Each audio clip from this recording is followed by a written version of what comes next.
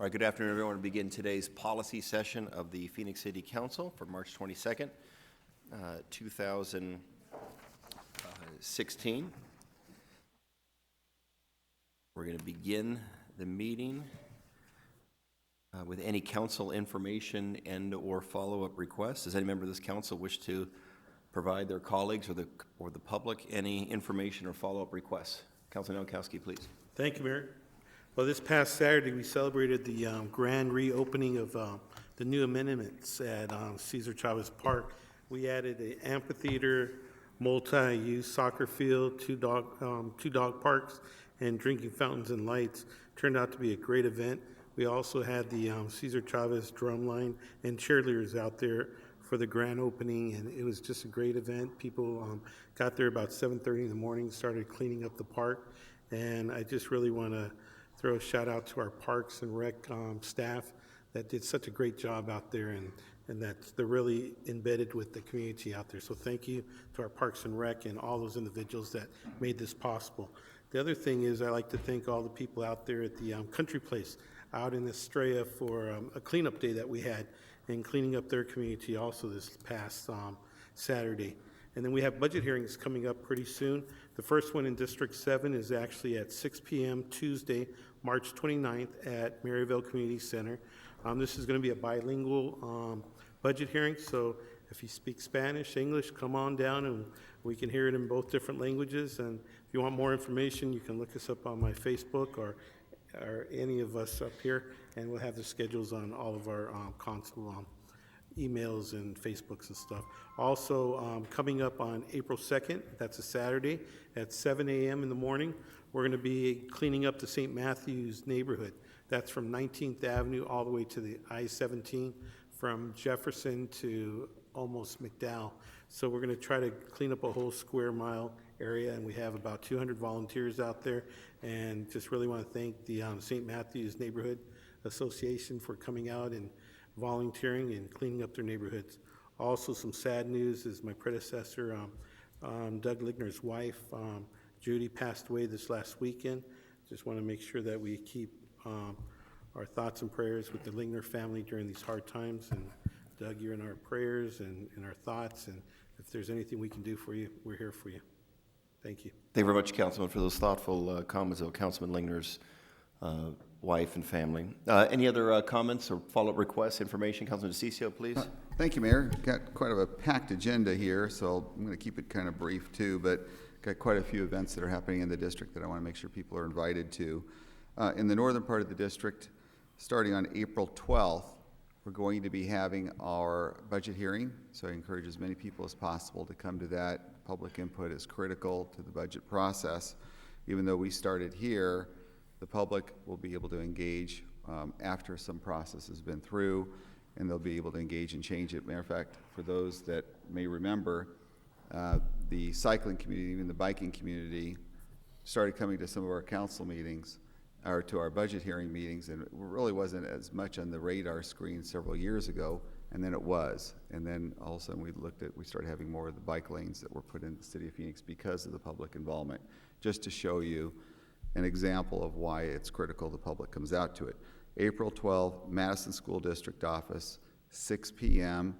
Always call my office if you have any questions on that. April 17th, the Arcadia Family Fun event. This is a great event. It raises money for SIDS research, and it's going to be on 48th Street in the Canal in the Arcadia area. I strongly recommend individuals come out to that, enjoy it. It's a great place to bring your kids, your family, enjoy the time that you have out there. And all of this is in good weather, too. Still parts of the north and northeast are having a difficult time with the weather. We're having phenomenal weather here. You can actually open up your windows during the day, and that's something I look forward to every year. In the southern part of the district, the Cancer Society is having their Relay for Life. That's going to be on April 2nd and 3rd. You're thinking, well, what is that? Well, they start at 10 a.m. in the morning, and they literally have these relays going through midnight until 8 a.m. the next morning. I know. So it's one of their big fundraising events is at Desert Vista High School. Strongly recommend people come out to that. I'm trying to get there. We've got to figure out spring break occurs so oddly. If there's a way we can figure out a way to get all the spring breakers, and especially for young kids, all at the same time, I think that would be huge, but we don't control that. I keep telling that to my family, my friends, because sometimes you have kids at different schools and they have different levels of spring break at different times. It's hard on families. But ours go out on spring break next week. And then we also have the Easter Parade. Happy Easter. Whether that's politically correct or not, I don't know. Doesn't matter. But it is Easter. It's a great time for our families. I just hope that you all get an opportunity to enjoy Easter with your families. Make sure it's a safe weekend for you. On April 7th, we have a budget hearing at the Pecos Center at 6 p.m. And then on April 12th, I already covered that, and then the budget hearing with our district in the southern part, the budget hearings on April 7th at the Pecos Center. Again, you can always call my office at 602-262-7491, and we'll get you more information. Thank you, Mayor. Thank you very much. Other council members? Councilman Waring. Thank you. We are also having budget hearings in District 2. The first is April 5th. It's a Tuesday at 6 p.m. I'm doing it with my esteemed colleague, Councilman Gates. So if you were going to announce it, Bill, I'm sorry I jumped the gun. But we're going to do it at the Paradise Valley Community Center. It is north of Paradise Valley High School, which is north of, which is on the northwest corner of Bell and 40th Street. So if you're familiar. But we hope everybody can come out. Obviously, we'll have much to discuss. We're also doing one with Thelda Williams, so District 1, on Tuesday the 19th at the Community Center at 3435 West Pinnacle Peak Road in Phoenix. So we hope everybody can come out for that. And looking forward to seeing everybody to discuss the budget. Thank you. Thank you very much, Councilman. Vice Mayor. Thank you. A lot of sobering news this morning. My prayers to the people of Belgium and many others who've had bad news today. But we have a lot of good news as well to celebrate in the city of Phoenix. I join Councilman Nowakowski in being very excited about the new investments at Cesar Chavez. In my particular case, I am particularly excited about the dog park. I also enjoyed being able to join my colleagues as we open the Northwest Extension on light rail. Congratulations to the public transit team and everyone involved. I am already looking forward to groundbreaking on the next extension. Also want to recognize Councilwoman Pastor for her great work on the Yo Phoenix Youth Engagement Summit this morning at Phoenix College. It's been wonderful to work with her on My Brother's Keeper. And today we got to hear from many of the young people who are supposed to benefit from My Brother's Keeper about what they want to see from our great city. Some very impressive young people out there. I also got to spend this morning with New Pathways for Youth, a mentoring program based in District 8, where they had an entire event put on by high school students with help from their mentors. And it was really a testament to how impressive young people are. We have some high school students who could run a great council meeting if we need them here. I want to thank the Euclid Avenue Neighborhood Association for hosting us this weekend and touching on topics related from flood infrastructure to the latest happenings at the Capitol. This is Navy Week. Thank you to all of our brave service members and for their dedication to our country, and a special thank you to District 8's own Navy veteran, Courtney Carter. Today is Election Day, so thank you to all those folks who are waiting in line. Apparently it is a busy election day out there with long lines, but we hope people will stay in line and exercise their right to vote right up until new entrance to the line ends at 7 p.m. I am looking forward to budget hearings as well. Councilwoman Pastor and I will be kicking off our season on March 28th at Phoenix Children's. Thank you. Thank you very much, Vice Mayor. Other council members? Councilman Valenzuela. Thank you, Mayor. First, I'd like to also congratulate my constituency on 19th Avenue. I'm honored to serve the community there on 19th Avenue. We cut the ribbon. The Northwest Light Rail Extension is open. It is open 7 years early. This 3.2-mile stretch between Bethany Home Road and Dunlap on 19th Avenue. It now connects 5,000 daily riders to opportunity throughout the entire valley where light rail currently is. It also connects 6 schools, a couple of grocery stores, a hospital, places of worship. It's just, it's a great opportunity to revitalize this entire area. And if you drive down 19th Avenue, you will already see a lot of the positive economic growth starting to happen.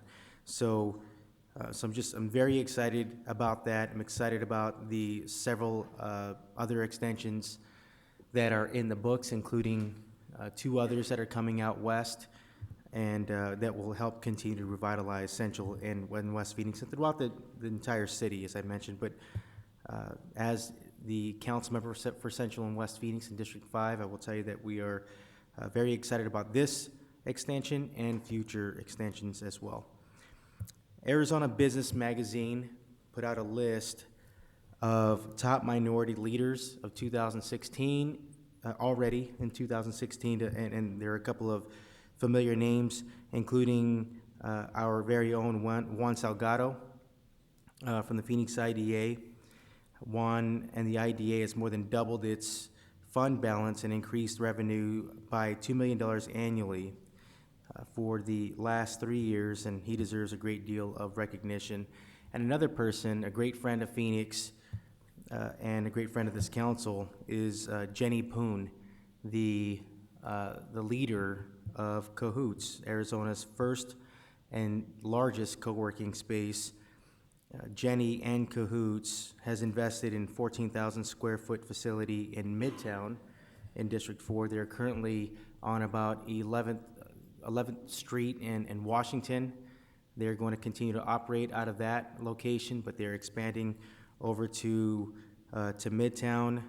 There's a long list of exciting endeavors that they will be able to contribute to there at Midtown, including getting 1,000 kids, teaching 1,000 kids to code each year, which we need more of that. So congratulations to both Juan Salgado and Jenny Poon. Like everyone else on this council, I'm looking forward to the budget hearings. We have several in District 5, the first of which is next Tuesday, March 29th, at the Maryville Community Center. That is a citywide budget hearing, and it is in English and Spanish. So that will be at the Maryville Community Center, 6 p.m. next Tuesday. We're looking forward to that. And finally, it's March Madness, and many of us have filled out our brackets, and we're also excited about basketball this time of year and throughout the year. And I want to remind everyone that there's still an Arizona college basketball team still playing in March, and that is the GCU Antelopes out of West Phoenix. They play out of GCU Arena, 33rd Avenue in Camelback. They are in the transition. They're moving to Division 1A. Like any team that has ever made the change over to Division 1A, there's a 4-year period in which they cannot make the tournament. GCU actually currently is having the best season in history of any team transforming to a Division I basketball team, and they're playing in the College Insider tournament. They are in the Final 8. If they win the next 2 games, the next game is tomorrow. You can catch it. They'll be playing Coastal Carolina. They'll be playing at 4 p.m.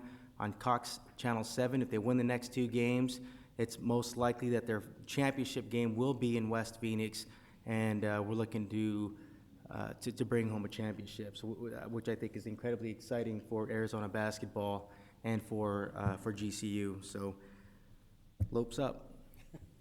Thank you, Councilman Valenzuela. Councilwoman Pastor? Good afternoon. I've had busy weeks, but in particular this Saturday, I started with the ASU Day of Service at Westwood neighborhood, and we had over 150 volunteers to help reduce the crime and blight throughout active participation with graffiti, streets, helping with a mural that is dear to the hearts of Westwood, and the park at Mark Atkinson. So I'd like to thank ASU for helping me in Westwood. Then I went to a Pasadena pancake breakfast, and it was nice because I had buckwheat pancakes. And it was really good because he put some sausage in there, and it had a little spice with the sweetness of the syrup. So it was nice and tasty, so thank you, Pasadena. And then, of course, was there with many of my colleagues at the light rail extension and the dedication. And then I made it home, picked up my little Sophia, and we went off to the Medlock barbecue. And so we had barbecue. So I had breakfast and lunch. I was looking for dinner. Next stop, final stop was the St. Francis Elementary Festival. So I got her there, and she was happy because she was on the trampoline thing and enjoying herself. So as long as my daughter and my family are happy, we're able to get to all these events. So that was Saturday. And then we're preparing for 150 students today at the Youth Engagement Summit along with Councilwoman Gallego. And it was fun because we started civic engagement, a dialogue of civic engagement. We had job readiness, post-secondary and arts and culture activities for them. So it was nice to work with high schoolers from Phoenix Union and enjoyed our day, or at least half the day.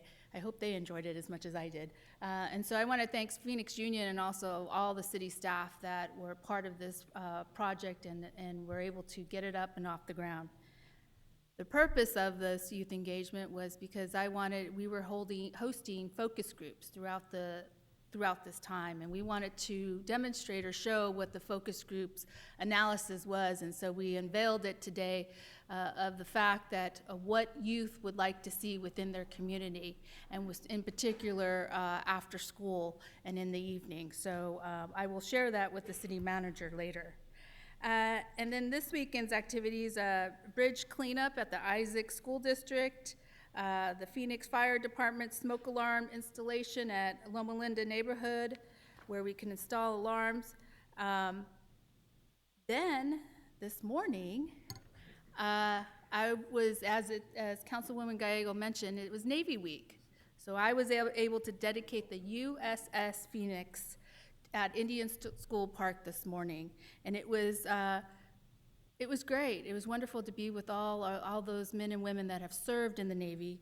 But what was really dear to my heart was Rear Admiral Yancey Lindsay, who's a product of Phoenix and graduated within District 4, and it was nice to see him come home and dedicate the USS Phoenix. And so it was nice to be there in the morning with them.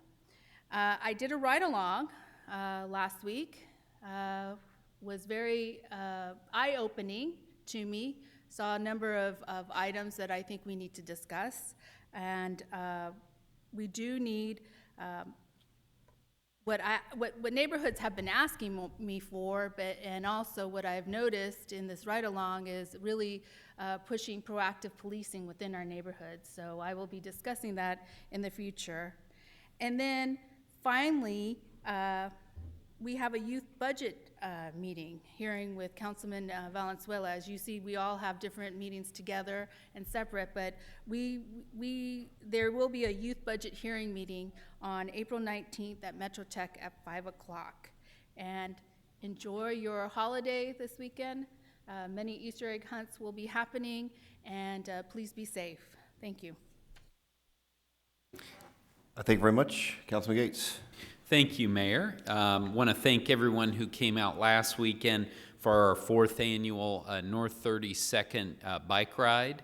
This was the first time we've done the event and that we've had the new bike lanes. So the new bike lanes were put in, got to enjoy those, had a great turnout.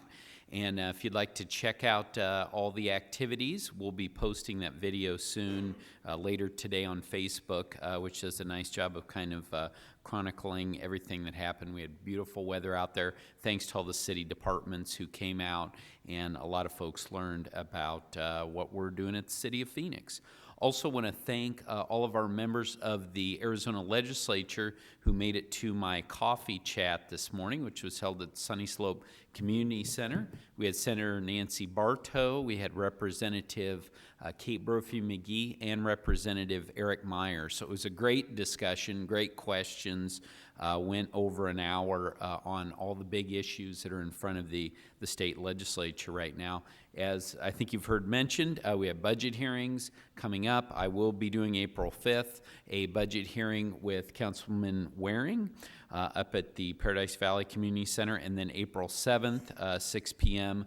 with Councilman Valenzuela, again at the Sunny Slope Community Center. I want to encourage, I would like to echo what Councilman DeCiccio said. It's absolutely right. When groups come out, people get organized and show up at these budget hearings, it makes a difference. So please come out and make your voice heard. I'll be doing my next coffee chat on the morning of April 19th with our friends at the North Mountain Business Alliance. We'll be hosting that event. We'll always get a good turnout when we are there. Their location is near 19th Avenue in Peoria. And then also, following up on the basketball theme, there was another Arizona basketball team that made it to the postseason, but you probably don't know which one I'm referring to. It's a District 3 team, Arizona Christian University.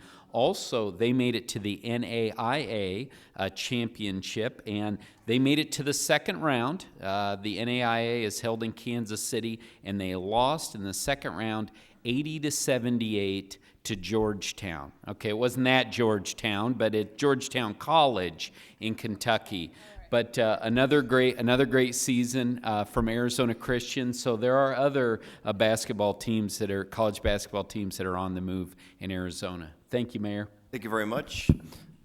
Is Arizona Christian going to play Grand Canyon next year? Are we going to get that scheduled? It sounds like it's on the way. I'll be very brief because we do have a detailed budget discussion. A couple quick things.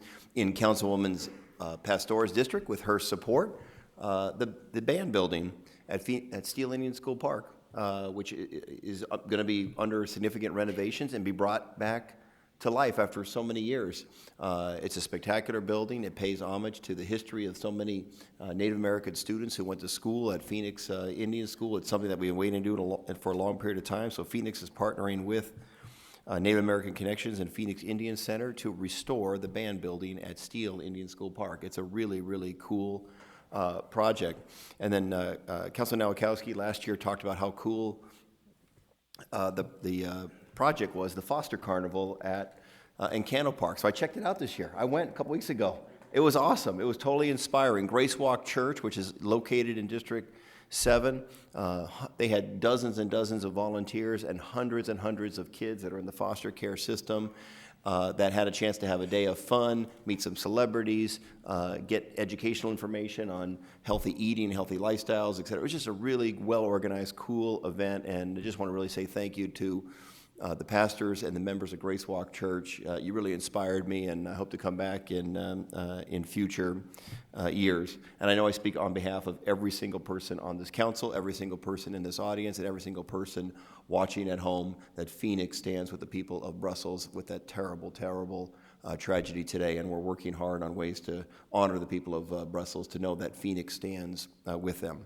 All right, with that, we're going to move on to our city manager to see if he has any I'm sorry, I guess we have an e-session. Vice Mayor, we have a call for an e-session. We should do that first. Mayor, in accordance with a properly posted notice and agenda, I move that the City Council, pursuant to Arizona Revised Statute Section 38-431.02a, meet in executive session on Tuesday, April 12, 2016, at 1 p.m. in the East Conference Room, 12th floor of Phoenix City Hall, 200 West Washington, Phoenix.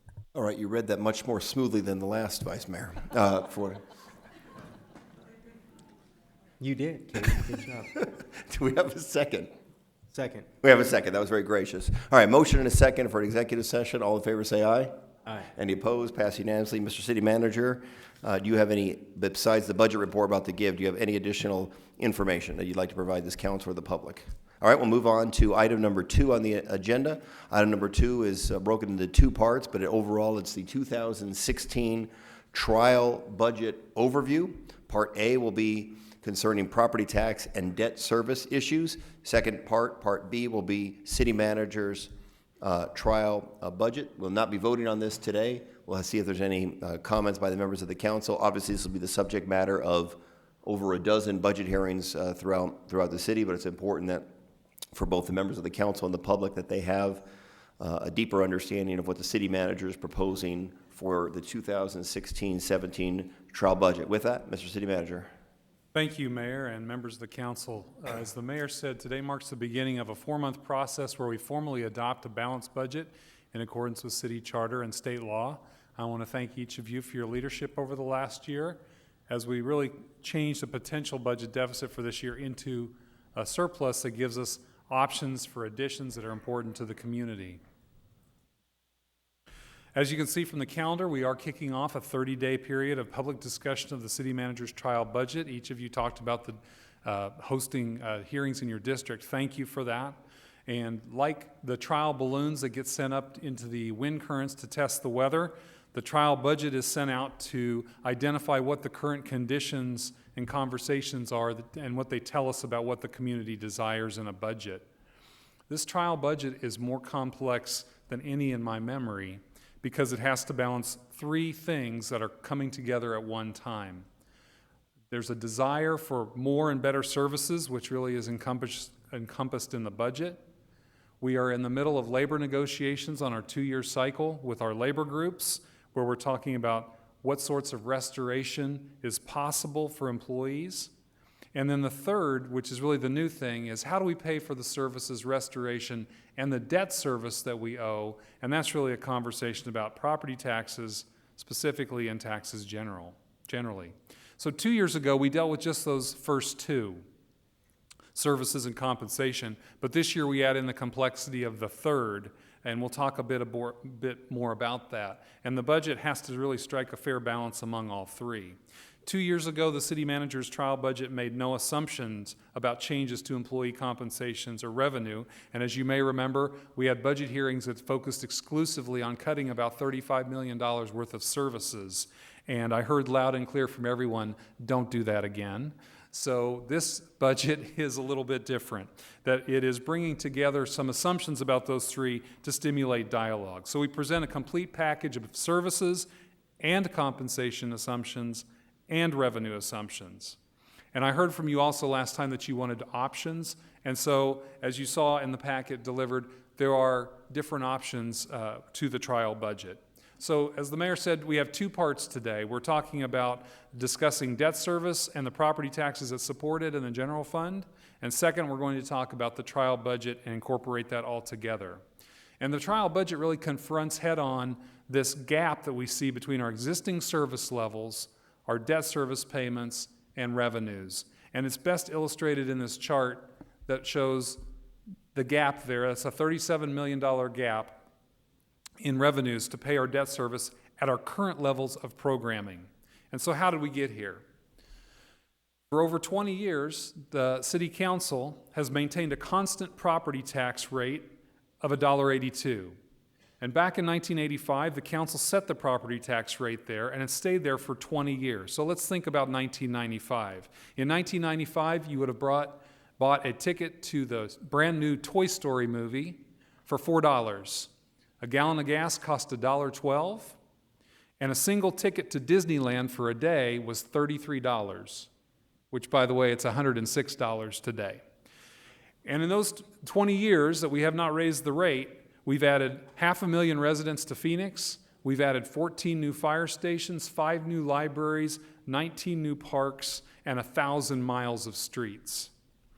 During the mid-2000s, we built up a $300 million reserve fund to pay our bonds for the great capital projects that I mentioned.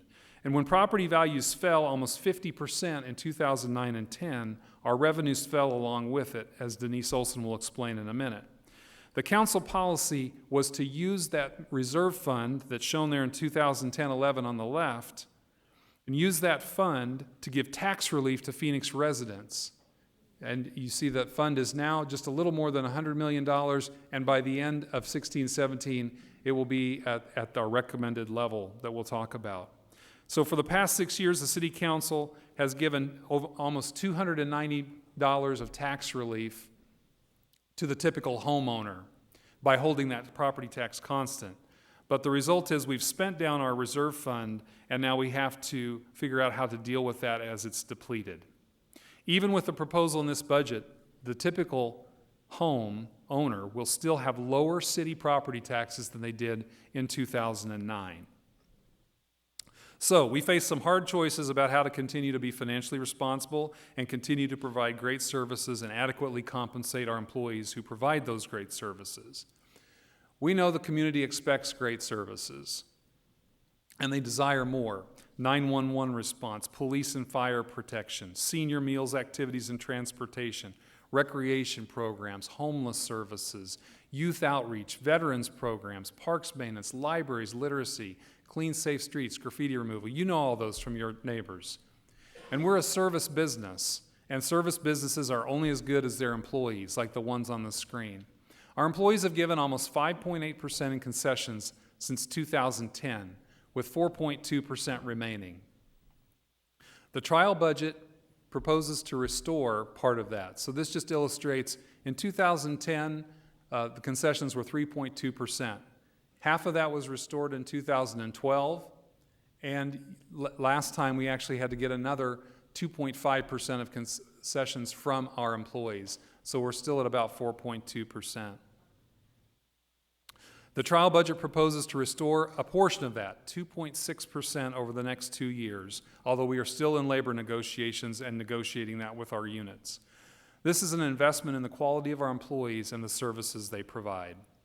Now, we do have to acknowledge that our pension costs continue to rise in the near term, and that places a great deal of pressure on our budget. The City Council's reforms and the voters' reforms to the civilian system will provide over $1.1 billion in savings over the long term. And we hope this fall voters will approve similar reforms to the public safety pension statewide. And we'll continue to work on our pension costs, but we have no choice but to pay them. Still, over the last 5 years, our employees have helped us throttle down our non-pension operating expenses significantly. As this chart shows, they've identified over $117 million in savings, including this trial budget shown there in the green. We are doing our work with the lowest number of employees per capita in over 40 years. So at the end of this year, we will have 9.4 city employees per capita, per 1,000 residents, and that's lower than it was 45 years ago. So we have fewer people, and they're working hard. And we've reduced staffing in our 5 largest administrative departments by almost 30% over the last 5 years. Now, in order to provide a balance among our debt service, the community's need for services, and investment in employees, the trial budget does propose a modest revenue increase. It averages to about $4.25 a month from the average homeowner in the main option that will be presented. Of course, no one likes to pay more taxes. None of us do. But for the cost of 1 or 2 cups of coffee or bottles of Gatorade a month, we can preserve services, take care of some important public safety and community needs, partially restore some employee concessions, eliminate furloughs and unpaid holidays, and set a financially responsible foundation to meet our obligations moving forward. And that's represented in option 1 in your packet. However, as I said before, we want to look at options. And so if this approach is not desired, then there are other options that trade off services and compensation in order to achieve a balanced budget. And we will talk about those more. Those are shown in your packet as options 2 through 5, I'm sorry. So with that, I will turn it over to our Chief Financial Officer, Denise Olson. She will talk more about the financial aspect of our debt service and our property tax. Then we'll go directly to Jeff Barton, our Budget and Research Director, who will talk about the trial budget, which really ties all this together. So with that, I'll turn it over to Ms. Olson. And real quick, Mr. Manager, I have just a few cards here, and for those who wish to provide testimony, I think we'll just do both parts, A and B, have staff present on that, and then we'll go to the cards, and then if you want to testify in both parts or one part, just be clear which part, but we'll take testimony after the end of both A and B. Please. Thank you, Mayor, members of the council. First, we want to start off by giving you a brief overview of the property tax system. The Arizona property tax system is one of the most complex in the nation. There's 2 components. The first component is the primary, which pays for our general operations and maintenance cost. Then there is the secondary, which is restricted to paying our debt service on voter-approved GO, general obligation bonds. Next, I'd like to go over some terms that you're going to see throughout this presentation. First, we talk about the property tax rate. This is a rate that's set for both the primary and secondary, and it's for every $100 of net assessed value of property. The second term is the property tax levy. So think of revenue. This is the revenues that will be received based on the tax rate. The last term is float the rate. This is when you move the rate up or down to levy the needed revenue required for debt service in your annual operation and maintenance cost. As Ed mentioned earlier, the City of Phoenix does not float its rate. It has kept its rate constant for the last 20 years.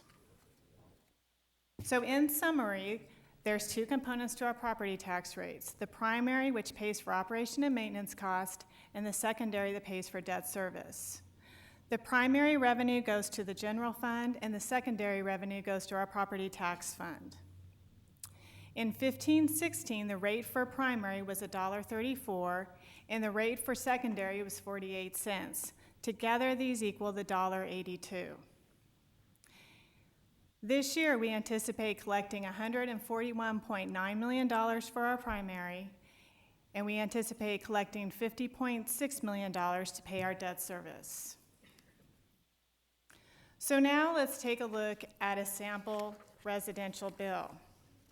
At the top, it indicates the county's assessor's value of a property. Now, this is less than what the market value of a property is. And I know you're having trouble seeing this, but the value of this property is about $149,000. You take this value and you multiply it by an assessment ratio of 0.1, and that gives you the assessed value of $14,900. The other thing I want to point out on this bill is the City of Phoenix is only one line item. So on this bill, the City of Phoenix property taxes is about $272 out of $2,300 for the total bill. We typically run about 11 to 12% of a typical residential property tax bill. So how is the $272 calculated? The assessed value of $14,900 is divided by 100, and then we multiply it by the $1.82 rate, which gives us the total levy amount of $272. That is the revenue that we will be collecting from an average residential property tax owner. So what does our property taxes pay for? The secondary property tax is paying for debt service that's related to our general obligation bonds that pays for infrastructure throughout the city. This includes the stormwater system, parks, and also libraries. So now let's take a look at how the City of Phoenix rate compares to other cities.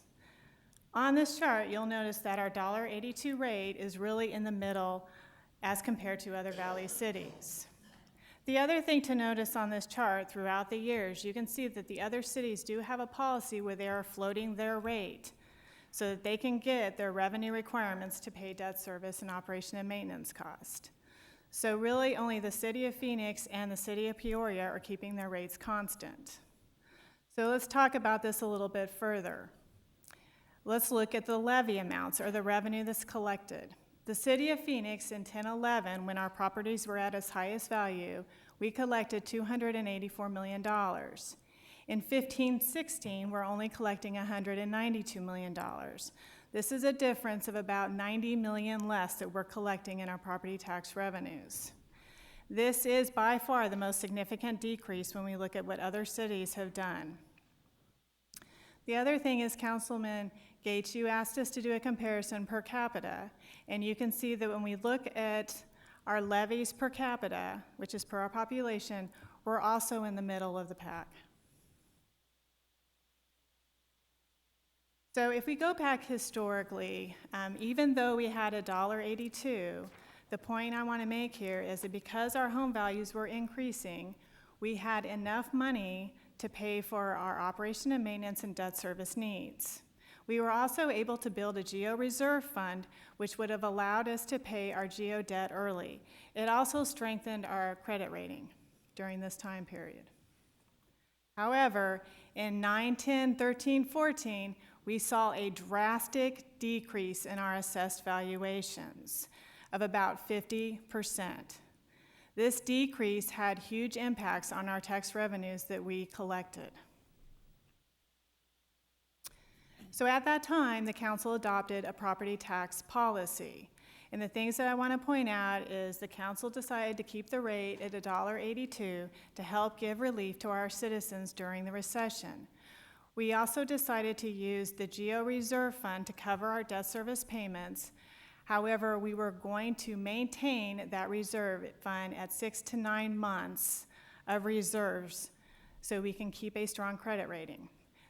Last and most important, the council said in this policy that we would either increase the secondary rate, lower the primary rate, or use other general fund resources to cover debt service, making a commitment to our bondholders. So let's look at what happened with our revenues over this time period. The first thing I want to point out is if you look at the red bars, that represents the amount that we were collecting for operation and maintenance. And you can see that those amounts stay pretty consistent through the years with slight increases. The blue bars are what we collected for secondary, which was used to pay debt service. There was a drastic decrease from 9-10 to 13-14.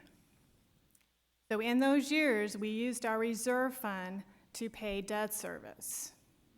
Overall, even in 15-16, we are 40% less than the peak of 2009-2010. And between 9-10 and 13-14, our property tax levy declined by $142 million. So what did this do to the average residential property tax bill? Their bills decreased. So in 8-9, our typical residential property owner paid $407. That decreased to $217 in 13-14. We have seen modest increases in the past few years as the economy is coming back. However, it's still much less than what they were paying in fiscal years 8-9 and 9-10. So to illustrate this further, the blue bar shows you what we should have collected or billed our customers, but we didn't because we used the reserve fund instead. The green bar shows what our average residential property bill actually was. So in this example, it was $321 that should have been billed, but because we used the reserve fund, we only billed for $316. In 2011, our average property tax bill should have been $276, but instead, our average residential bills were $255.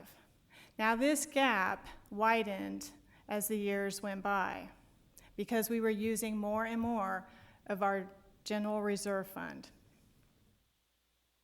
So overall, we have saved our average residential property owners $290. So let's now talk about the general fund, and let's talk about 15-16, which is where we're at today. Our total resources for the general fund are about $1.2 billion, of which 12% is coming from our primary property taxes. This is paying for things like library services, public safety, police and fire, and it's also paying for parks and street maintenance. As Ed mentioned earlier, we have a gap of $37 million. So in the next few slides, we're going to present 5 options to address that gap. So really, because we've used that debt service fund strategically per the council down to its minimum level now, we want to keep providing services and pay our debt, we need to find $37 million of resources to do that. And that's what Denise will explain with these 5 options. Option number 1. In this option, we would float the combined rate up to $2.17. This is a 35-cent increase. In this option, the general fund programs and services would not be reduced. It would allow for critical service restorations and additions, and Jeff will talk about that more in his presentation. It also allows for employee compensation restoration. The average residential property tax for 16-17 will increase about $51 a year, which amounts to $4.25 per month. Even at a combined rate of $314 for 16-17, this is far below the rate that our average residential property owners were paying in 8-9, which was $407. Because this is a long-term plan, and based on the fact that I've been working with rating agencies for 15-plus years and looking over reports, we think that this would be a credit positive on our ratings. Option number 2 is similar, except for we would find another source for revenues. General fund programs and services would not be reduced. It would allow for critical service restorations and additions. It allows for employees' compensation restorations. Again, it's a long-term plan, so it's credit rating positive. The other revenue sources that we could be looking at to raise $37 million could include raising the sale tax by 0.125% or implementing a food tax of 1.25%, or a city bill assessment, which would amount to $5.25 for a typical residential bill. Option 3. This option gets us through the next 2 years, and it uses the general fund budget surplus to pay debt service. So as we think about these options, option 1 was really what the trial budget's going to be based on, raising revenues. Option 2 said if raising property taxes isn't acceptable, but we want to keep services and all those other things, then we have to find something else to raise. Now, option 3 says if raising taxes in any way is not acceptable, we start getting into other choices. And so 3, 4, and 5 will start getting into those choices. So option 3, again, we would use a budget surplus to pay debt service for 16-17 and 17-18. Now, Jeff will go over what that budget surplus is and how that's made up. There's no funds available for critical services, restorations, or additions. There's no funds available for employee compensation restorations. And we will be back in 2 years. So in 18-19, we will have to figure out how we're going to address paying for debt service. And this could have impacts to our credit ratings because we don't have a long-term plan and we do not have a stable revenue source for paying debt. Option 4 is similar, except for we use our general surplus for 1 year. We would use the surplus to pay debt service, but we would also use that surplus for employee compensation restoration. There would be no funds available for critical services and additions. The same debt service problem would happen in 1 year. Again, this would be negative in terms of our credit ratings. Option 5. Option 5, this is where we would float our primary rate down and the secondary rate would go up, but the total rate would be maintained at $1.82. Because we're floating the primary rate down, we would be reducing our general fund programs by $37 million in 2016-17 and beyond. No funds would be available for critical service restoration or additions. We could use the general fund budget surplus for employee compensation restorations. Now, we think this could be a possible credit rating impact. On one hand, we would be securing a debt service payment of $37 million over the long term, but on the other hand, we would be reducing critical services that may impact our economic viability. So I know we just threw 5 options at you, so we're going to summarize this. Option 1, we would float the rate up. We would be increasing taxes, but we would be able to have all of our general fund programs. We would restore employee restorations, and this would be a long-term solution. The same is true with option 2, except for we would be looking at other sources of revenues. Option 3 and 4, one is for 2 years. Option 4 is a fixed for 1 year. This is where we would be using our budget surplus to pay debt service, and it's not a long-term plan, so we think this would have a negative impact on our credit rating. And option 5 is a long-term solution. We would be not increasing any of our taxes, but we would be reducing the general fund services by $37 million. And we do not know how the rating agencies will view this option. And with that, I will turn it over to Jeff to talk about the trial budget. Mayor, members of the council, thank you and good afternoon.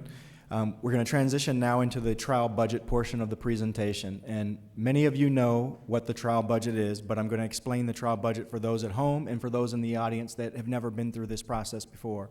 It's very similar to the analogy that the city manager used as far as the weather balloon is concerned. The trial budget is a very key ingredient or component of our zero-based budget process. What it affords us is an opportunity for you, the council, the mayor, to respond and give us critical feedback as to what the trial budget, what you like in it and what you dislike. We also have that same opportunity that's presented to us that we take the trial budget out to the community and get the same feedback from those in the community that participate in our budget process, in our community budget process. So again, what is the trial budget? So the trial budget for us right now is the city manager's first draft of our balanced budget. And again, it provides us with an opportunity to get critical feedback. What are we doing right? What are we missing? What do you think we need to add or change?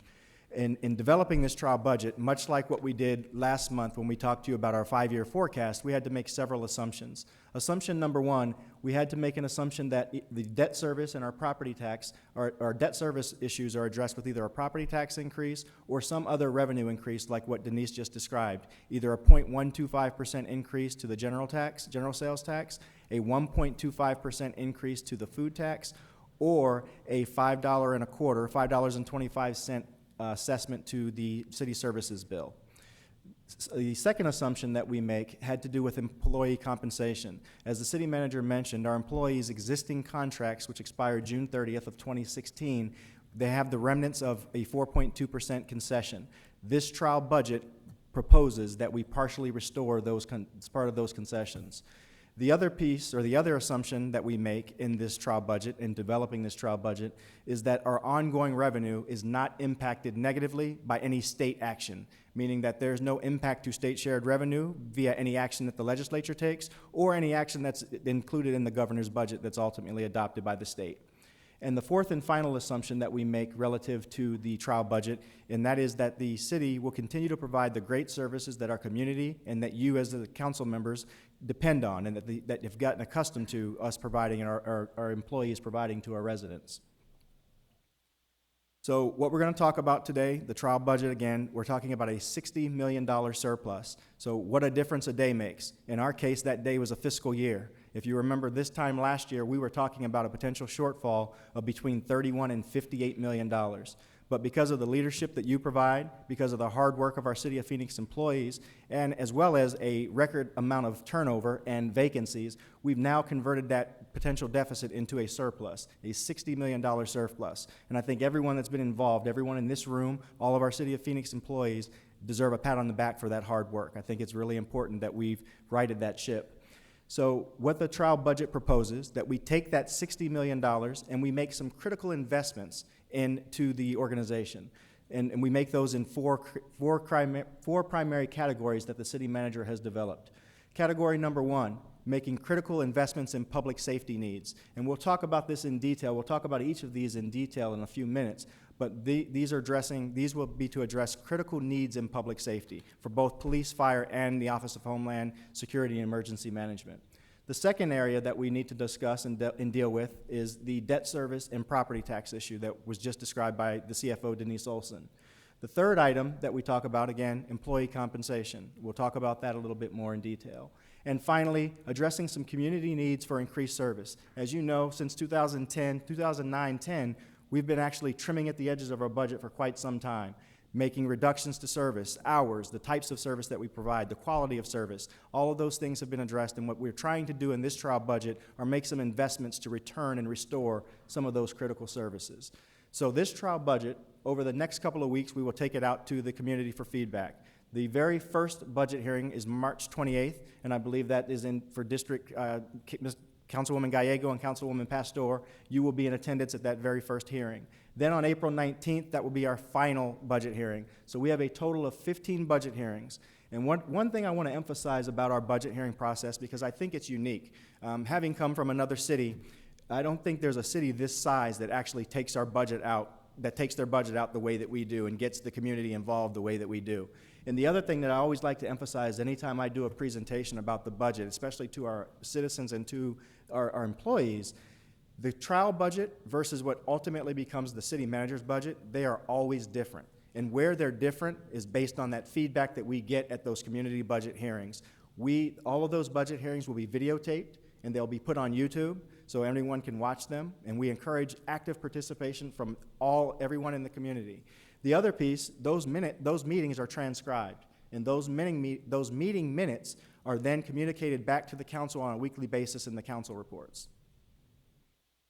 So again, you saw this slide earlier, that Denise presented this, but she was referring to the 15-16 numbers. What I'm going to show and acclimate you to is the 16-17. That's our trial budget, our base budget for next fiscal year, July 1st, 2016 through June 30th, 2017. And we're talking about total resources. So we're going to talk about the entire picture for the general fund, resources and both expenditures. So our total resources for next fiscal year are estimated currently at $1.2 billion. And again, when you look at this wheel or this pie, it can be divvied up into 5 different components. So our resources come from 5 primary areas. Number 1, our local sales tax, which constitutes about 38% of our total resources. Then we've got state shared revenues, which also constitute about 32% of our resources, followed by primary property taxes at 12%. Then we have user fees and other revenue at about 10%. And then we also have other resources, which constitute about 8%. And included in that 8% right there is what we talked to you last month about with the workers' comp adjustment that we're going to make, the $15 million transfer from the general fund or into the general fund because of our funding ratios in the workers' comp fund. And we'll talk about that a little bit later as well. So those are our resources for fiscal year 16-17. Now we'll move into the expenditures. Again, you're very familiar with this slide. I think anybody that's ever dealt with budget and research is very familiar with this slide. This is something that we show in every presentation that we do. I don't think we'll get through a presentation without showing this slide. And why this slide is so important to us, it's a very visual cue. It shows very easily where the general fund services are allocated. You can see moving from left to right, all of the general fund is pointed to areas that the citizens, as well as you, the council members, have constantly told us that is important. Public safety, criminal justice, neighborhoods, parks, libraries. And then it trails off to the very far right. Those are the administrative functions of the city, showing again that we're putting most of our dollars in those key areas. When we zoom in on this chart a little bit further, what you can see is that 95% of the entire general fund budget is allocated into 12 service areas or 12 departments. And again, that's police, that's fire, that's parks, library, information technology, municipal court, finance, prosecutor and public defender, to name a few. When we zoom in a little bit further, again, at this point in time for next fiscal year, the 16-17 budget, the general fund budget, 72% of that budget will be allocated in 4 primary areas in public safety, criminal justice, with 43% being in police, 24% to fire, 2% and 3% to court, and 2% to prosecutor and public defender. This is something that we talked about last month as well with you when we did our 5-year forecast. Again, what we presented to you last month was that when you take pension out and isolate all other expenditures, we've actually done a good job at controlling the expenditure growth in our non-pension related items. That has been fairly flat, and we anticipate that that'll be fairly flat over the next couple of years. But what this slide does, again, we're picking up where we left off last month, and you'll see that this focuses on our pension costs. That's been the thing that's placing the greatest amount of pressure on the general fund at this point in time. And so we've got 2 bars for each fiscal year. The purple bar representing our public safety pension or our public safety personnel pension system, PSPRS, that's administered by the state. You'll see that the cost for that system, or for the general fund portion of that system, are going from $122 million in the current fiscal year to $143 million next fiscal year. As well as on the other side of that, we've got our COPERS cost, or our civilian City of Phoenix employee pension costs. They're going from $70 million in the current fiscal year to about $85 million next fiscal year. And again, we talked to you at length last month about why those costs are going up in both. But I think what's important for us to emphasize as we talk about pension, was something that Ed talked to you about earlier. Based on our latest evaluation from Chiron, our actuary, it is now estimated that we will save over $1.1 billion over the next 2 decades as it relates to pension reform. And I think that by far outweighs the short-term increases that we'll see over the next few years. And I think, again, that $1.1 billion is compared to the $860 million that was initially prepared or projected to save as a result of pension reform. So kudos to the council and kudos to the public for those that were involved in this process. The other piece that we talk about when we talk about the trial budget or our base budget and the current year budget as well is the contingency. So several years ago, the City Council adopted a policy that we were going to grow the contingency to 5% because that was something that was almost not an industry standard, but almost a best practice, something that the rating agencies felt was a good idea for us to get to and work ourselves to. So what you can see is this slide shows you our growth toward that 5% goal. Next year's base budget, we have a modest increase of $2 million. We're increasing the contingency from $46 to $48 million, and that grows the contingency from 4% to 4.1%. So again, last month, at length, we talked about our projected surplus. The bottom line, or the minimum of that surplus, was at $32 million, and that's what this slide picks up at. So we talked about a range of $32 to $55 million. In the next slide, I'm going to show you how we got to $60 million. And what we're going to do in this slide is really allocate and show you where we grew how we got to $60 million, but at the same time, we're going to show you which of these savings are one-time versus ongoing, because that's been a question that's been asked as well in the past. So we start with $32 million. The next item that we add to this, which falls into our ongoing savings category, is an elimination of 119 vacant civilian general fund positions. That includes 114 full-time positions and 5 part-time positions. And we have a detailed list of those positions available for you that we'll distribute after this meeting. But again, 119 positions will be eliminated to generate $11 million of ongoing savings. The next piece, again, was included last month in our 5-year forecast, and that's a $15 million one-time transfer from our workers' comp trust fund balance. And this is really based on some work that Denise and Mary Kyle are doing in relationship to our workers' comp fund balance. We haven't yet got a word back from the State Industrial Commission. We're waiting, and I think we have a hearing scheduled March 31st on that. But based on what we know right now, all signs are positive. It looks like we're going to actually be able to get that $15 million and infuse it into the general fund as a one-time resource. And then finally, police helicopters. Many of you know that we sold off a couple of police helicopters. The proceeds of that also give us one-time resources of an additional $2 million. So there's our $60 million. Of the $60 million, $11 million of it is what we consider to be ongoing, meaning it lends itself to ongoing costs. And then we have $49 million worth of one-time savings. So the trial budget takes that $60 million, and again, we talk about making proposals for where we'd like to allocate those dollars. And it falls into 4 categories. Number 1, public safety enhancement. Number 2, partial restoration of prior concessions. Number 3, partial restoration of prior cuts and expanded services. And number 4, additional support for veterans and youth. And we're going to talk about each of these individually now. So the first category, public safety additions, public safety enhancement additions. The first of these, body cameras. We've all sat through several council meetings, and we've also heard and seen in the national news how important body cameras are from a transparency standpoint. What this allocation of $11.4 million reflects is a 3-year implementation plan. This is a plan that the police department developed that they think is a very reasonable approach to implement a body camera program.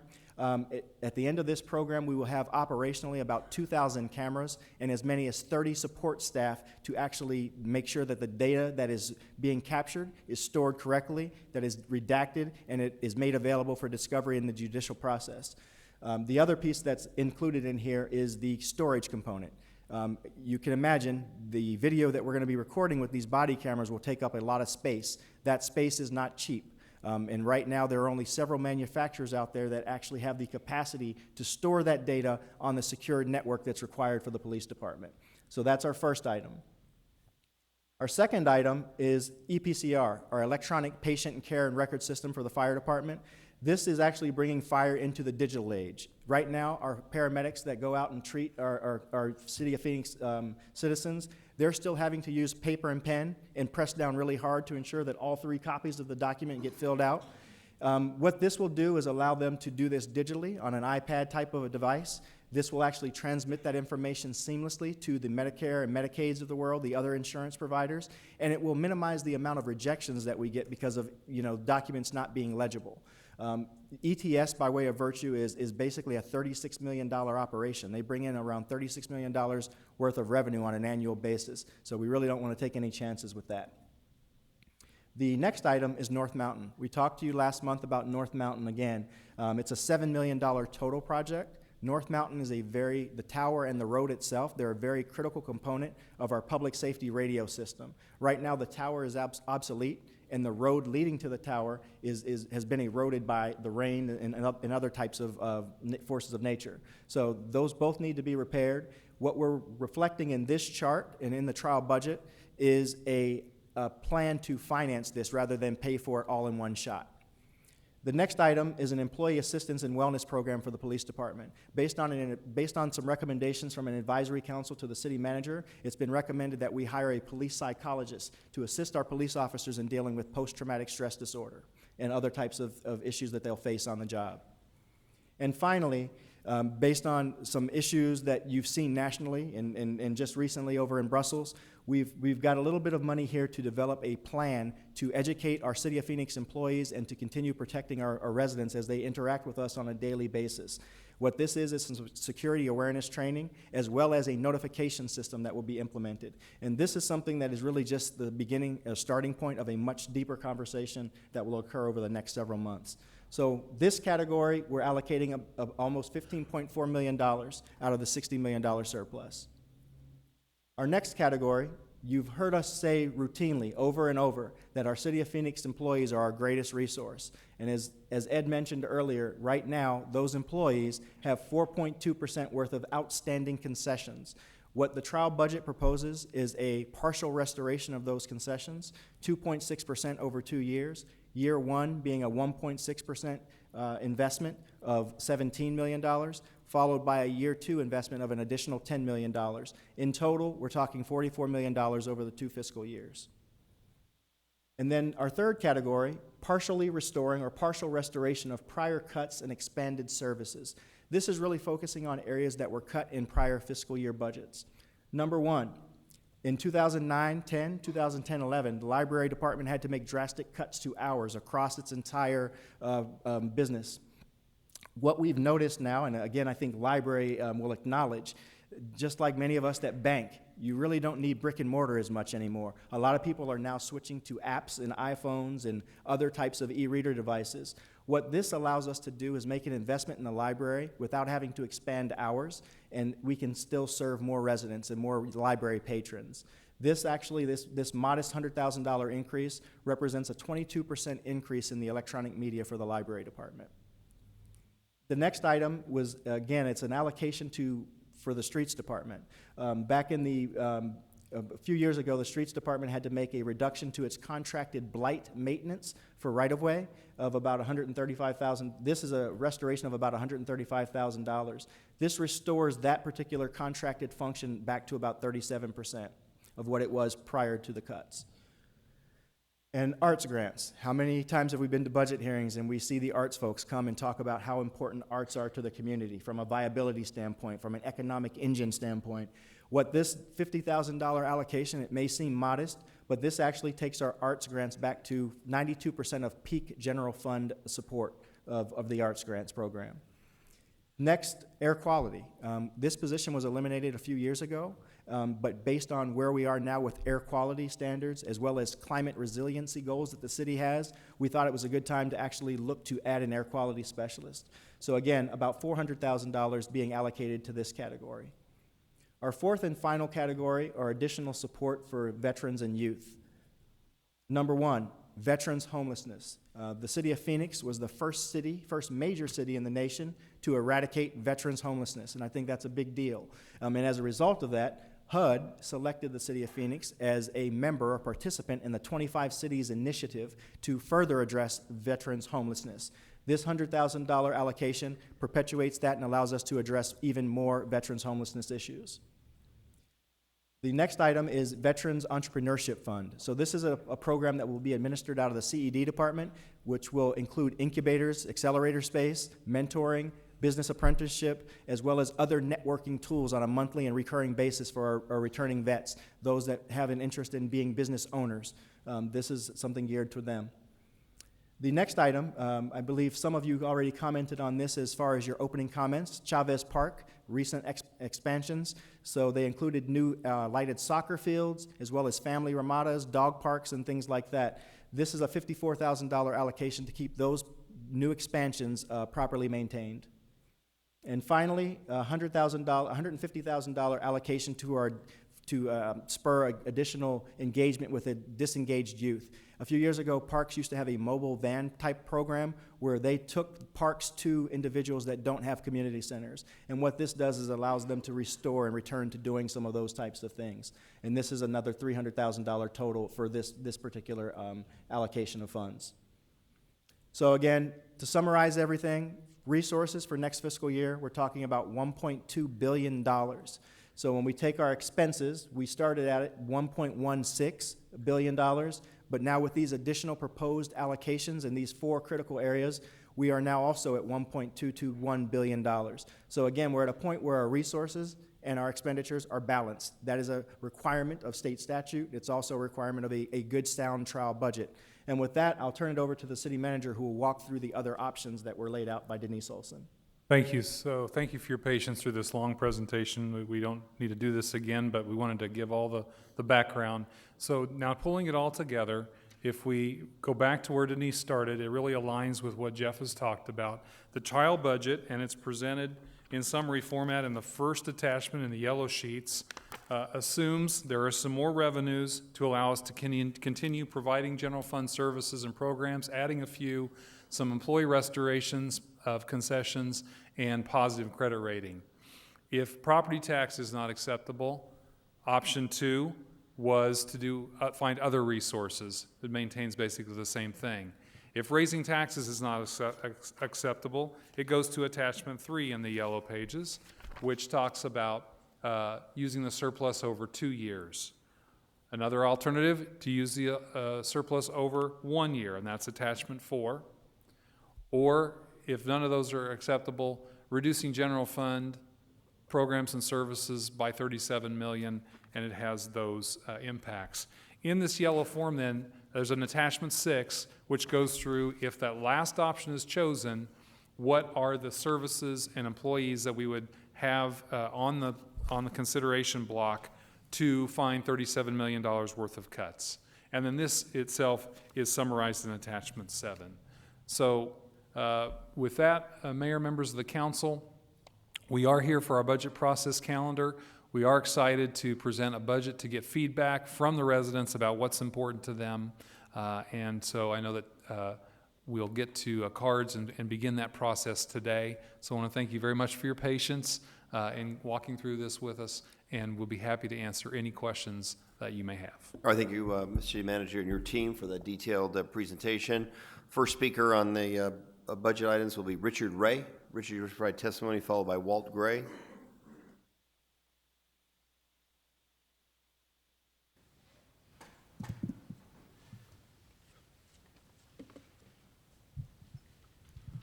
Perhaps one of the best presentations that I've ever heard in the last 6 or 7 years, and I think you're to be congratulated, all of you. Mario, doesn't mean to say anything about you, but this was excellent, well done. Here's my concern, that this process, which has been outlined and is very well laid out, may need to be turned upside down a little bit, and that is, I think you need to start to realize that you can't afford to continue to cut back and cut back and cut back in the city of Phoenix. And on top of that, you cannot afford to have the people that have worked and have given up and have taken concessions to not be brought back into parity.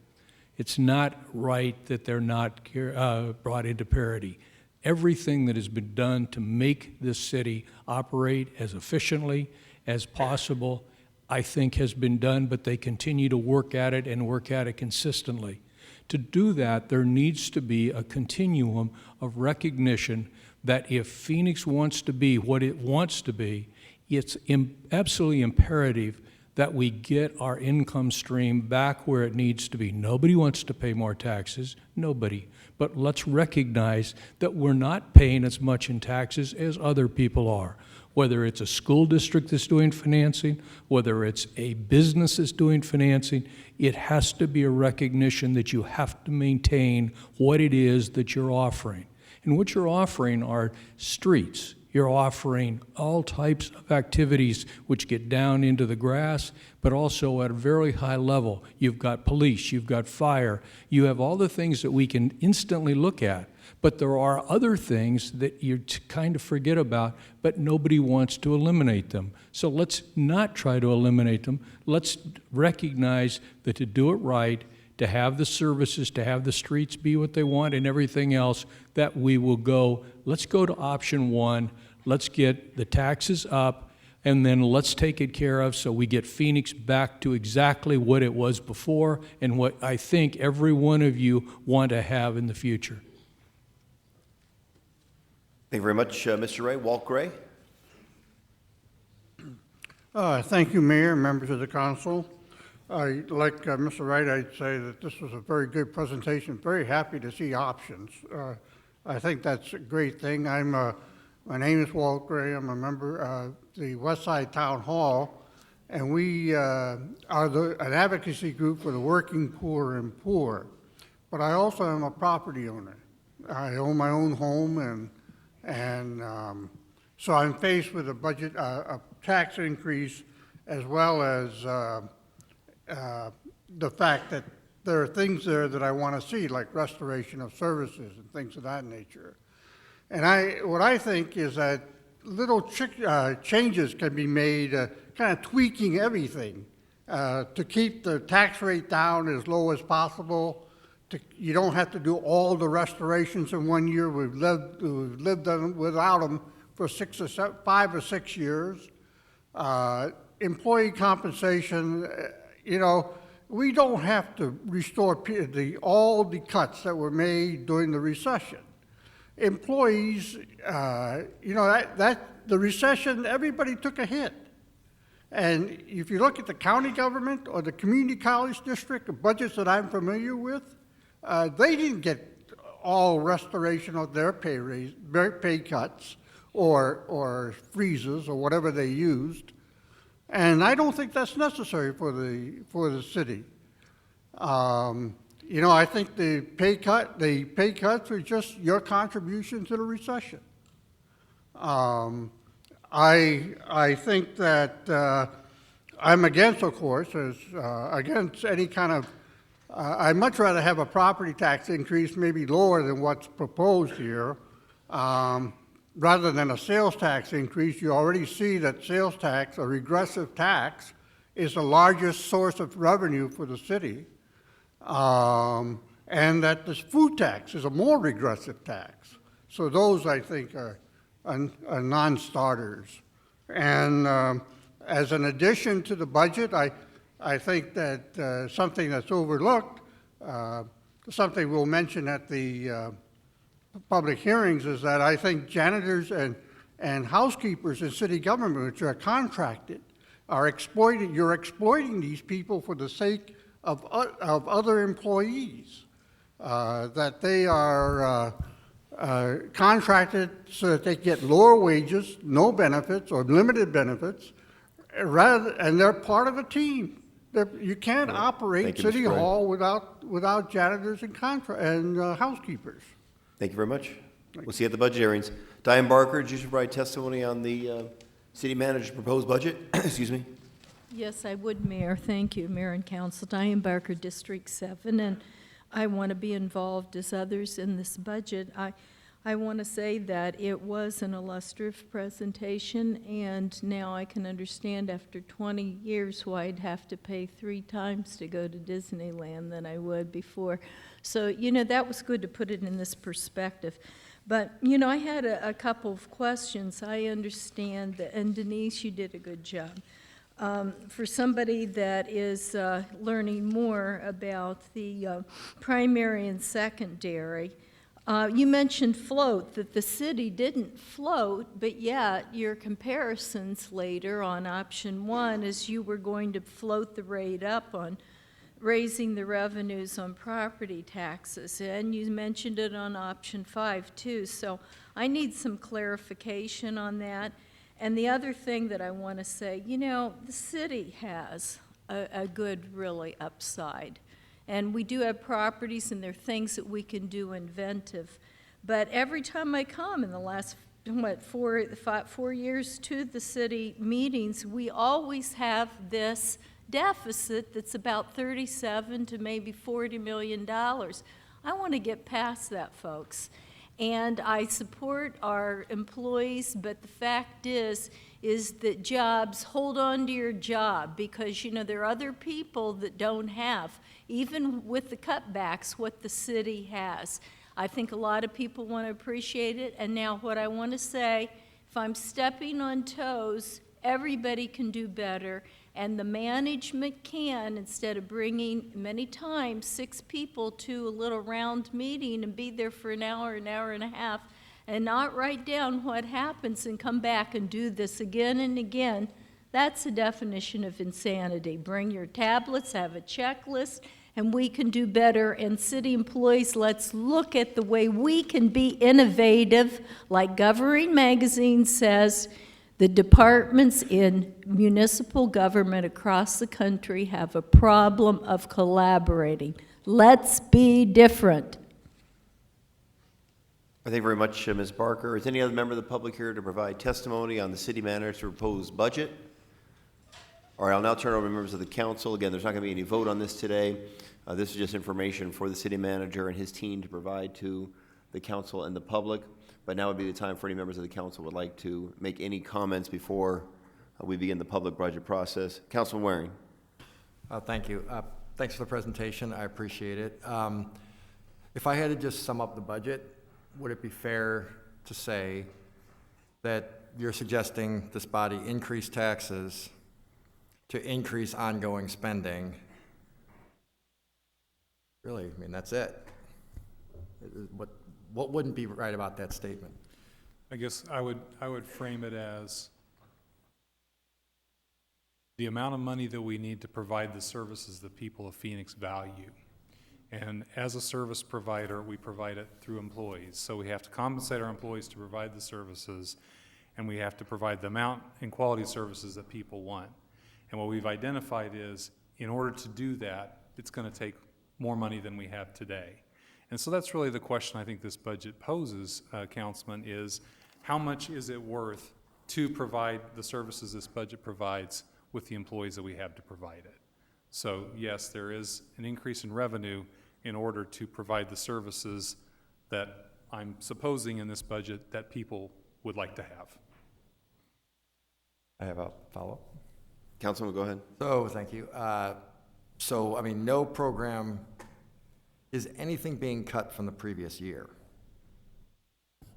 There are 120 vacancies that we are eliminating, and there are a few administrative reductions that go into that $11 million.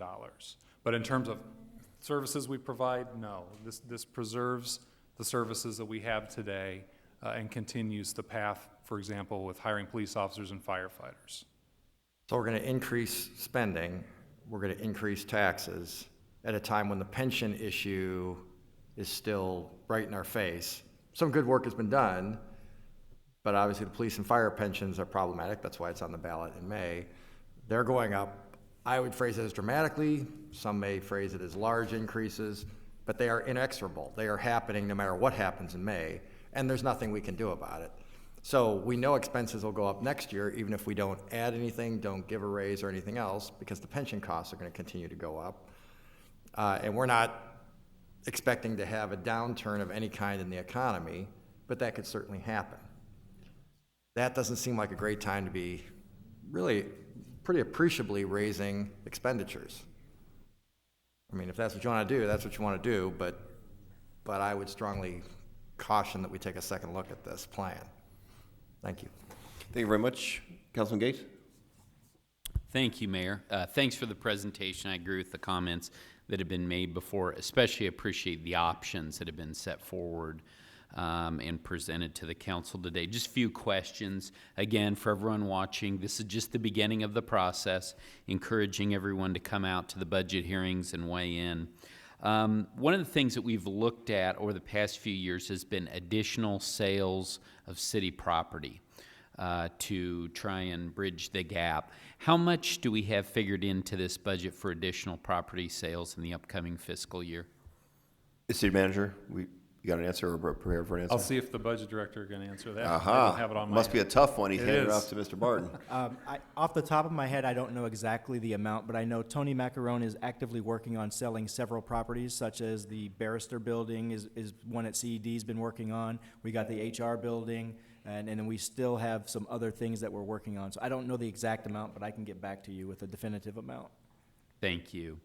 North Mountain, that item, and specifically the tower up there in the road, what's the, I want to get a good handle on this. Is this something that absolutely has to happen in the upcoming fiscal year? If it, move 1 year, would that be, I just want to make sure we're talking about essential, or if it was 1 more year, could it be done? Or are we talking about public safety being put at risk?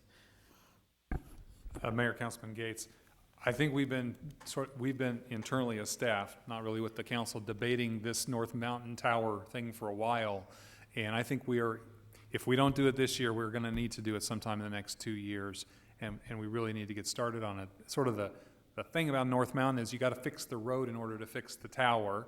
And those of us who hike North Mountain kind of see that road, and it's a good hiking path, but it's not a good way to get equipment up and down that mountain. And that tower is sort of centrally located to the entire public safety communication system, and it is out of compliance with current standards for public safety towers. So it needs to be done. I would recommend that we've got to start on it now. Mayor, there was a discussion of some money being used for employee wellness. Is that something that could come out of the healthcare fund, or why is that coming out of the general fund? It's really a way to sort of broaden the idea of a police psychologist. There was a critical incident response group that made some advice about how to best support our first responders. And I would add, it's not just sworn officers and firefighters, it's also our 911 operators, our crime lab techs, and our on-scene crime techs who encounter sometimes really horrible things. And the fire department has it pretty well figured out and have been great advisors, and the police department, the chief really wants to bring them up to that standard, and it's his recommendation, we concur, that having a staff psychologist to help with that would be it. So it's really a mental and emotional wellness more than a physical wellness program. And can you go over the body cameras? So this budget this is a 3-year project, but yet it has all the expenses coming out of the first year. Can you talk about why that is? Great question. Jeff can dig into that budgeting technique. So, Councilman, the thought behind that process was, again, referring back to our 5-year forecast. And if you remember, 17, 18, 18, 19 were also years in which we possibly had some challenges. And so what we thought, think outside the box a little bit. Again, this budget itself, this trial budget's a little bit outside the box because we're offering options. So one of the things we thought we would do, rather than add to a potential deficit in 17-18 or 18-19, while we've got the cash in hand, we've got the surplus, we thought it would make sense to create set-asides for the upcoming years of that body camera program. So if we're committing to implementing body cameras and we know the costs and we have resources available now, rather than waiting and adding that deficit to a potential deficit and trying to have to find the resources, we thought it made more sense to then take that out of what we already have in hand. That was the thought behind it. All right, thank you, Mayor. Thank you very much, Councilman Gates. Councilman Zicio, please. Thank you, Mayor, and appreciate the presentation too, Ed. Thank you for doing that. And I've got a few questions. One right off the bat, we were given this packet. So I only have a few questions, but if we could get some like this a little bit ahead of time, like a week ahead of time, because this isn't done in one day. You're speaking of PowerPoint? Yeah. I have to have a confession that we were actually working on that PowerPoint up until just this Okay. morning. So I apologize. I know it's a lot to digest. A lot. But we're here for the next, well, we're here all the time, but the next 30 days, we'll really be willing to sit down with anybody and dig into questions on that, so. Well, and I've I got a understand. series of questions too, Ed, and I appreciate it. We have, at least from the calculations I saw up here, this is the highest revenue year that we've ever had. Is that true? Councilman, in nominal dollars, you are correct, yes. Thank you. And then, so it's hard for the public to believe that where you have the highest revenue ever in the history of City of Phoenix, we have a $60 million surplus, and then also one of the recommendations is to increase property taxes. It's disjointed. It just doesn't make sense to the common person. So I'm just laying that out there. But what we're also seeing here, and is something that a few of us have been asking for some time, is the critical need for a strategic plan. And when you do a strategic plan, you're able to identify those strategic functions. I think everybody would agree, or at least most, depending on who you are, police and fire are strategic functions. Got it. So you can look, when you're doing a strategic plan, you're able to identify those that are strategic functions, then whether or not the city, the government ought to do that, or another entity should do that. And it's a simple checkoff list. And when you go through that function, you're able to make a determination where your dollars ought to go. It is the most basic thing we should be doing here at the City of Phoenix that we're not doing.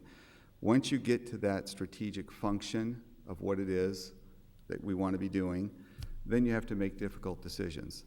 What you're having here, and the reason I think that you're seeing a problem, some of the things that Councilman Waring is outlining here, is that the City of Phoenix wants to do it all and not make any tough decisions as to whether or not we should be doing that internally or doing it externally, which would be considered, to some people, contracting out or privatization of some functions. So what we're seeing is an organization that doesn't want to make those changes, and we're not able to deal with the fact that there's a structural deficit within the City of Phoenix and how to deal with that. There are only several ways to deal with the structural deficit, is either to do that strategic functioning plan, or you're just going to have to continually raise taxes and revenues to be able to hopefully recover those dollars. But I want to start off with just a couple questions here. And in the presentation, I appreciate the presentation, but when you do a presentation and you give a year or an example, you've got to compare it to what else was happening in those years.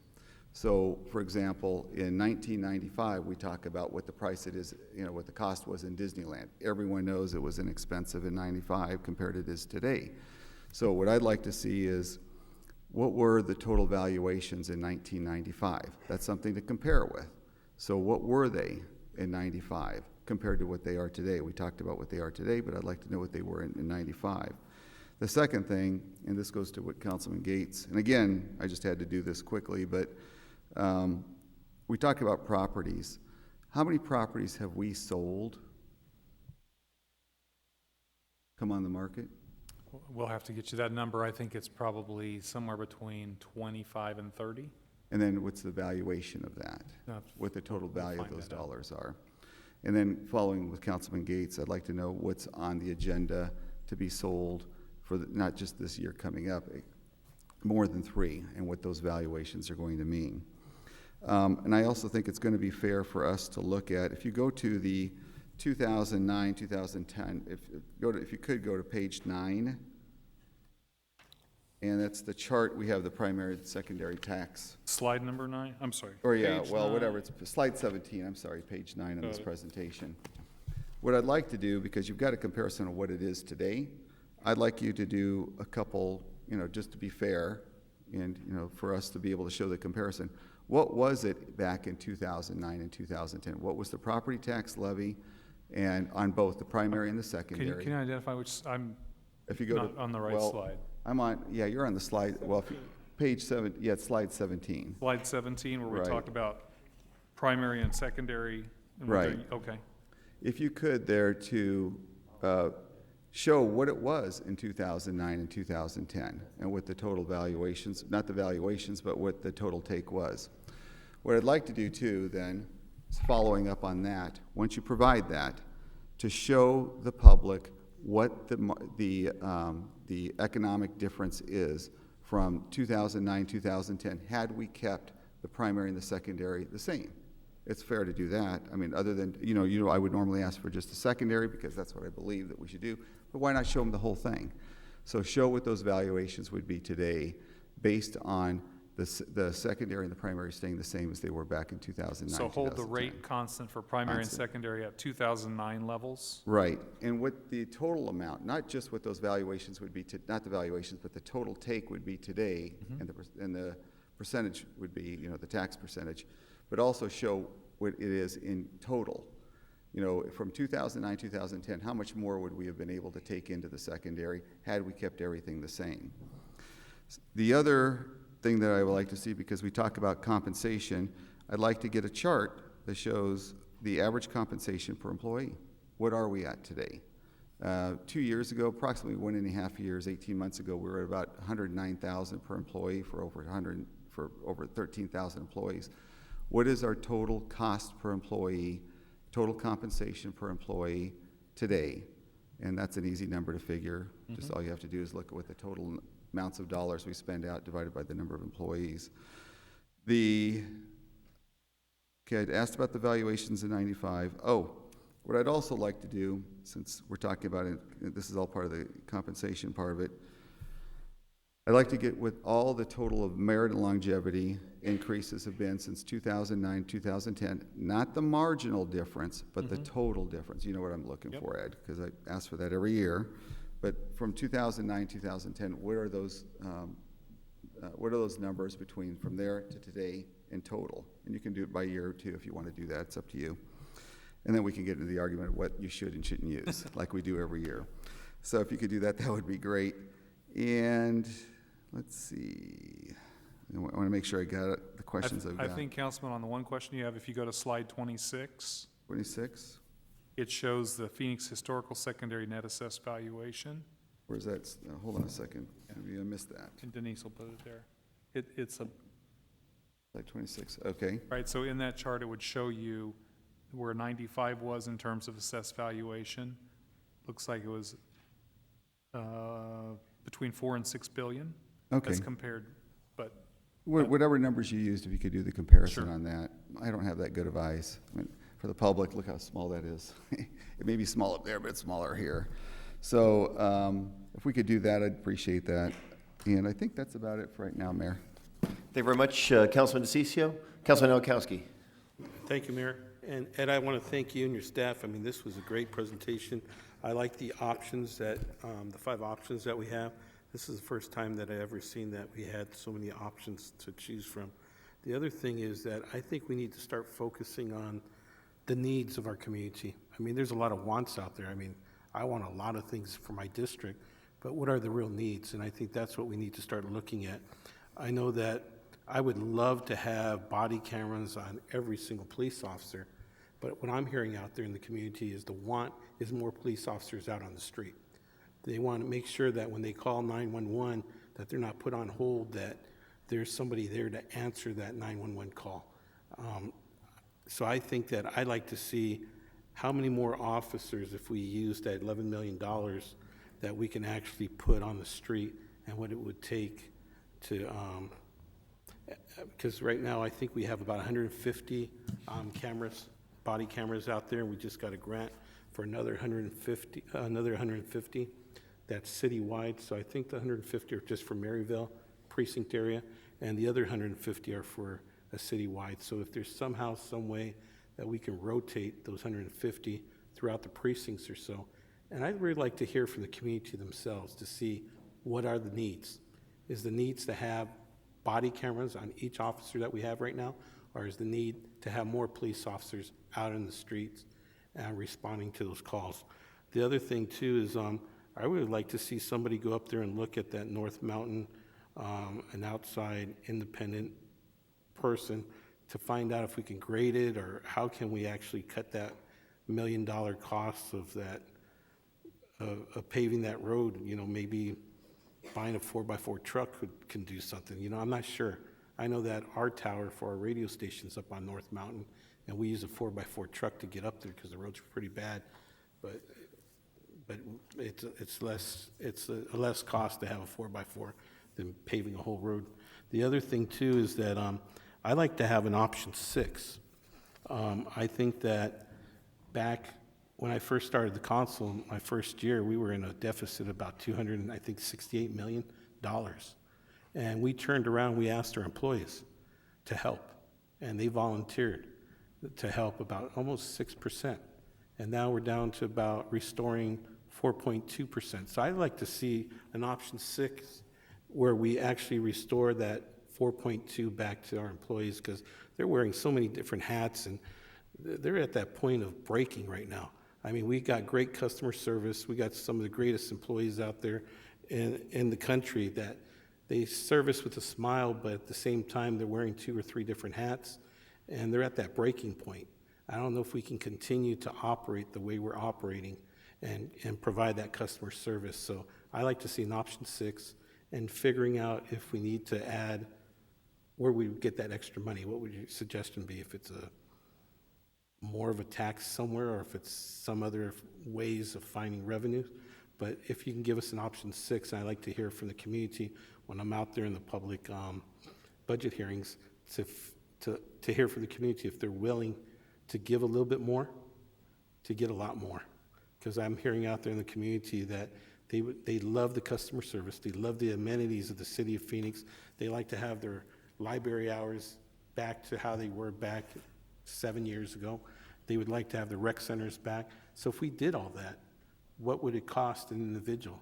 And if those individuals are willing to give a little bit more, if it is a food tax that every other city has except for, I guess, the city of Phoenix and I think Mesa, if it is with the property tax to offset that, but at least we give people an option that we and my colleagues up here can actually go and listen to the community saying, you know, here's the needs, here's what our wants are, and we're willing to pay for those wants.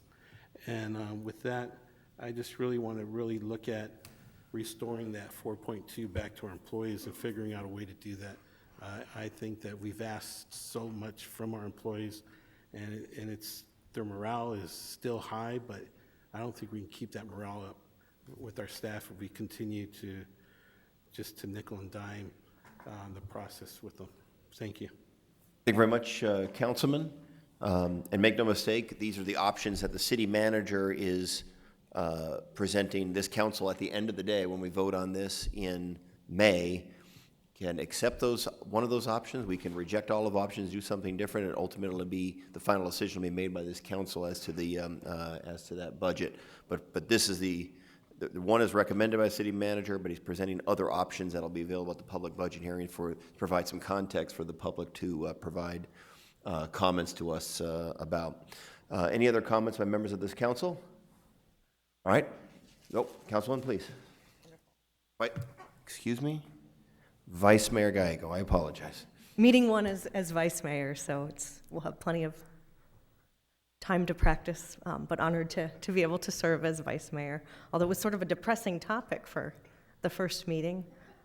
But I am glad to have options. I think that will help the community provide us feedback. We're certainly not restricted to these options, but it gives everyone a good framework to say we are interested in certain efficiencies, revenue, we just want status quo, whatever, the community can give us feedback based on these options. And I have a feeling of some of the things that we will hear often. A lot of people are struggling out there. I hear regularly from folks, particularly senior citizens, that their family budgets are tight and that we need to be responsible at the city. But among those people we hear from are our employees who are struggling and who tell us, or at least what I hear, is that the number in the paycheck is more important.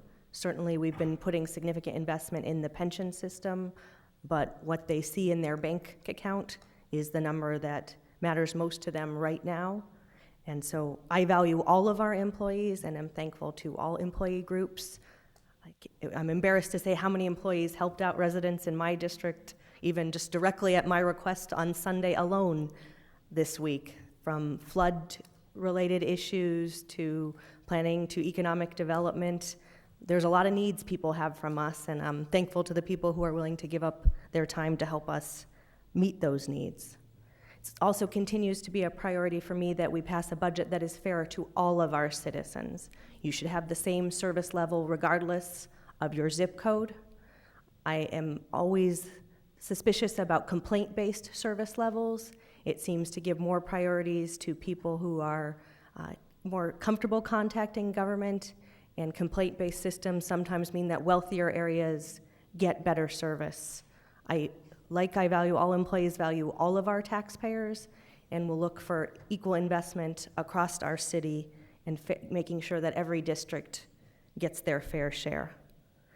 I also want to continue to look for options that maybe enhance our revenues while also improving the lives of our citizens. Want to congratulate Chris Hallett and the folks in Neighborhood Services. We just hit $1 million in our vacant building program, so we're getting in new revenue to the city of Phoenix while addressing vacant buildings. Some people might know that as our abatement lien program. Those are the type of projects where we can go out there and say, an abandoned building doesn't help anyone. The city has to clean them up. It costs us money. It's bad for the neighbors. It attracts crime, creates more work for our fire, police departments, and others. If we can get those buildings into private hands, it'll be a win for the neighborhoods, a win for the taxpayers. Would also appoint to our recent success with the municipal compliance assistance programs. We've had thousands of people go through that program in its short period of time, people who were in our court system but not paying their fines. We've gotten people their driver's license back, and we're getting in new revenue to the city of Phoenix. We're getting money in to pay fines that had been sitting on the books for quite a while. As those individuals get their driver's license and can legally drive to work, they're better off, and our taxpayers are better off. So that's been a priority of mine as I've been on the council, and that's something where I still think there are opportunities to look for wins for the taxpayers, wins for the residents, wins for the budget, and that will be a continued priority. I agree with my colleagues on vacant city land, that we ought to get that into private sector. In the District 8 area, we are going to have hundreds of properties in construction this year, city-owned properties, which I am very excited about, and we're also doing important planning processes in areas such as the airport area that I think will lead to even further benefits. I also want to turn to our partners at other levels of government. The state often passes new costs on to us and restricts revenues coming by. I'm very concerned that state shared revenue may be a political football coming up.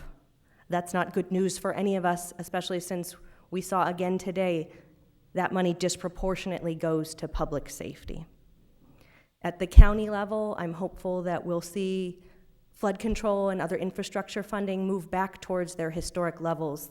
The needs are greater than ever, and unfortunately, that has been declining. At the same time, our expenses from the county are going up. We saw a 17% increase in jails coming from the county sheriff's office.